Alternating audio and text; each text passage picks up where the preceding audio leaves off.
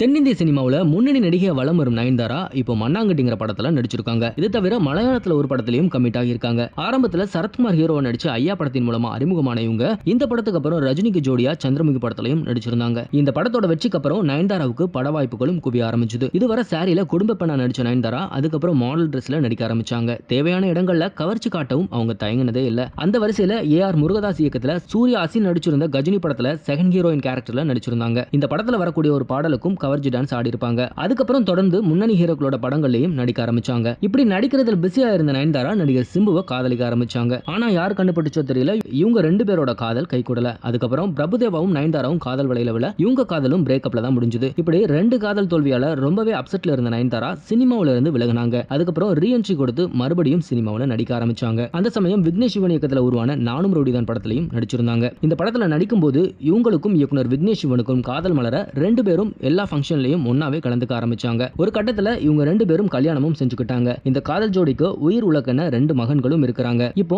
ஒரு பக்கம் குடும்பம், இன்னொரு பக்கம் நடிப்புன்னு பிஸியா வலம் வரும் நயன்தாரா பத்தி சோசியல் மீடியாவில் ஒரு நியூஸ் வைரல் ஆகிட்டு வருது. அதாவது 2014ஆம் ஆண்டு நயன்தாரா நடிப்புல வெளியான அனாமிகா படத்தை சேகர் ஹமுல்லா அப்படிங்கிற இயக்குனர் தமிழ் மற்றும் தெலுங்கு மொழிகள்ல இயக்கியிருந்தாரு. இந்தியில வெளியான ஹகானி படத்தோட ரீமேக் தான் இந்த படம். தமிழ்ல நயன்தாரா நடிச்சது போல இந்தியில இந்த படத்துல வித்யா பாலன் நடிச்சிருந்தாங்க.